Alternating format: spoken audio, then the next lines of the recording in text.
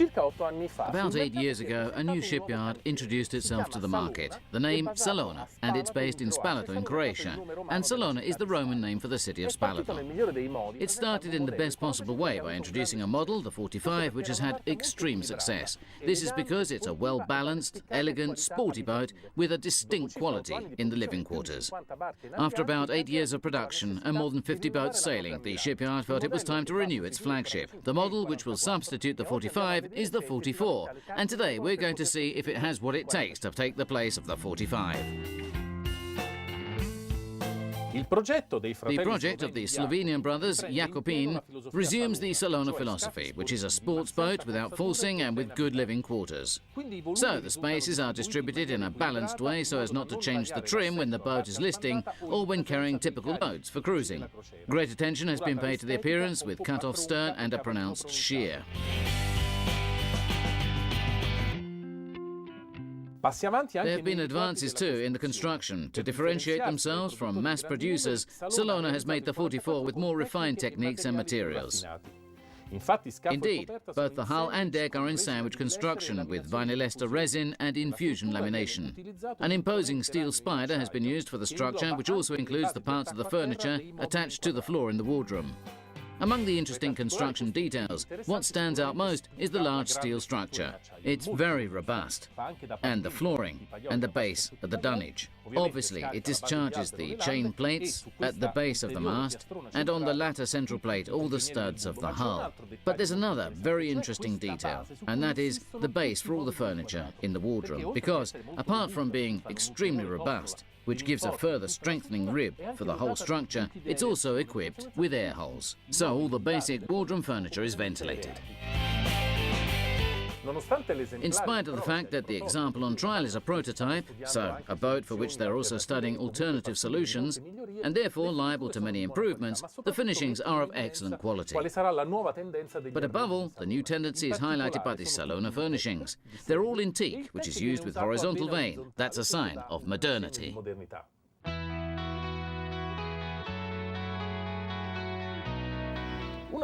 Right from the start, one of the main characteristics of Salona is the distinct sportsmanship of the decks, in spite of the fact that below decks there's a strong inclination for family cruising. This peculiarity is further accentuated on this model. We can see that in this area a bench has been created to provide a greater sense of safety. And this can be easily removed and consequently recreate a completely open bridge. The stern has been cut rather straight. It loses a bit of elegance compared to other models, especially when compared to the 45, but it gains both in terms of habitability and in performance. It becomes a lovely spoiler resting on the water. This part of the mainsail has been organised inside a recess, which means that when the boat is resting it can be covered with teak plates, so it becomes a completely smooth deck. But it creates a slight problem of practicality because some dirt can get inside.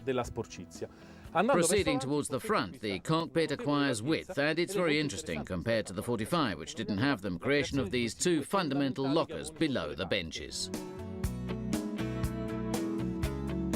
The winches are slightly recessed. The main sheet one is a bit ahead in terms of position, and we'll see in navigation if this brings about any problems. Going even further forward, there's a 3 construction with the stopper batteries deferred, the spray hood which has its own lodging, its own conch, so it can be completely packed away. As always happens on Salona boats, the sports imprint of the deck is carried through onto the gangways, which are decidedly wide and facilitated by a narrow deck house with rather vertical sides. This also allows the sheet lead is more internal compared to the average, above all of the cruise regatta boats. We can see many signs of modernization and updating, and it's one of the reasons why they needed to renew this model. The German-style main sheet is completely recessed under the bridge. It enters at the height of the shroud and comes out here in front to serve the winches. Then all 5 skylights by Guyot, with generous dimensions, well, they're all flush. The new signature of the deck house, the Salona windows, foresees that these 2 long windows include 3 portholes which can be opened, 3 on each side. Overall, there are 6 portholes which can be opened on the deck house and 2 in the cockpit. In contrast to the latest fashions, the land are internal, and this allows for the adoption of a superimposed genoa, which is the favourite sail for people who cruise, especially for long free sailing. You can also see that the shrouds have been produced round, as also the 3-cross mast.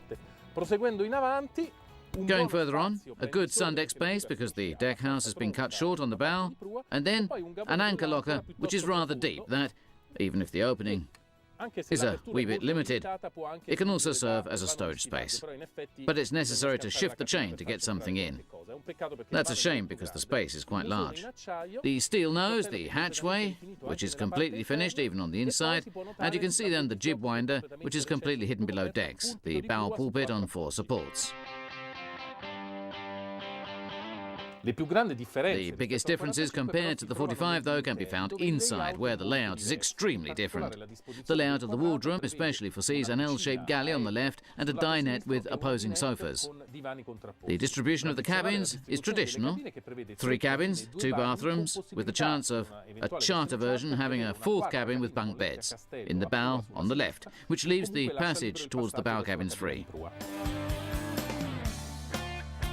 The entrance stairway is in fiberglass so as not to show signs of wear, but at the same time it has wooden stairs which are quite well moulded, and above all it's not too vertical, so quite comfortable to climb down. It's supported by these 2 strong lifelines, and the cover opens completely to show the engine, which has been packed away quite tightly, but can anyway be inspected because it has other accesses on the sides directly from the cabins.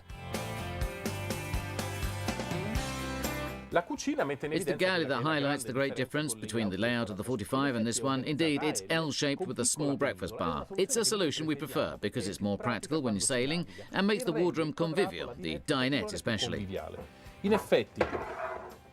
Actually, below the worktop, the hob, you can use this position and cook quite comfortably. There are also many working spaces free, here and here, 2 fridges, a typical cockpit, and the other in a rather unhappy position, let's say, but it's an extra fridge. Perhaps it would have been better to put it somewhere else.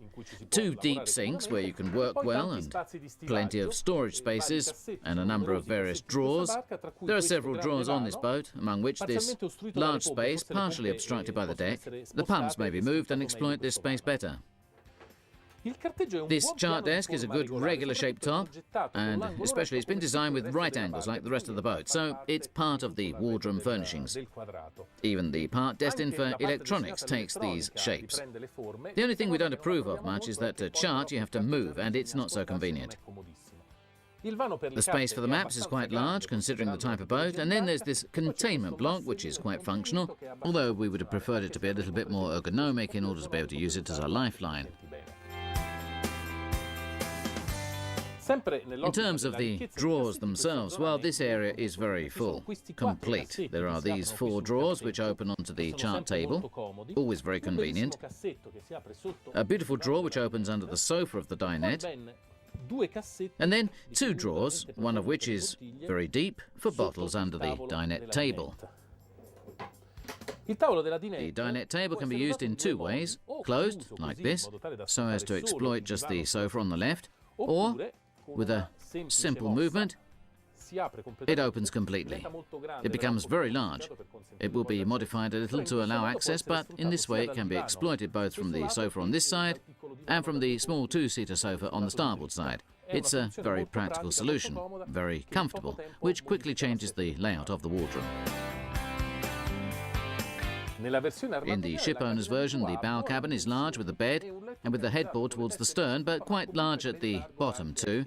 The storage spaces are abundant. There are 2 tall wardrobes, plus all the usable space under the bed. The cabin is equipped with ensuite bathroom, complete with separate walk-in shower. At stern, there are 2 twin cabins with good-sized beds and a second bathroom with good habitability.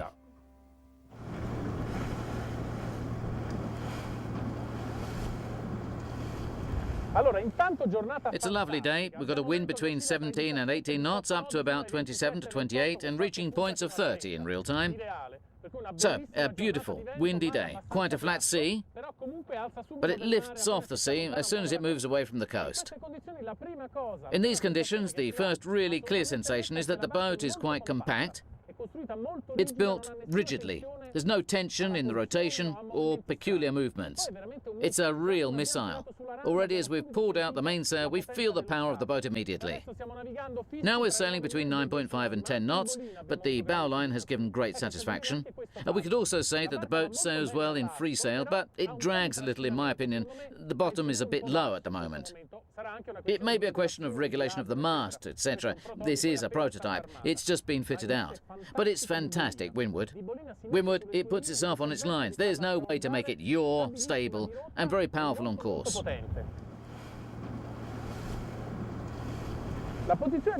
The position of the helmsman in the cockpit isn't bad, but there are some small blind spots. As we had expected, to reach the mainsail you have to stretch out, and it's not that comfortable.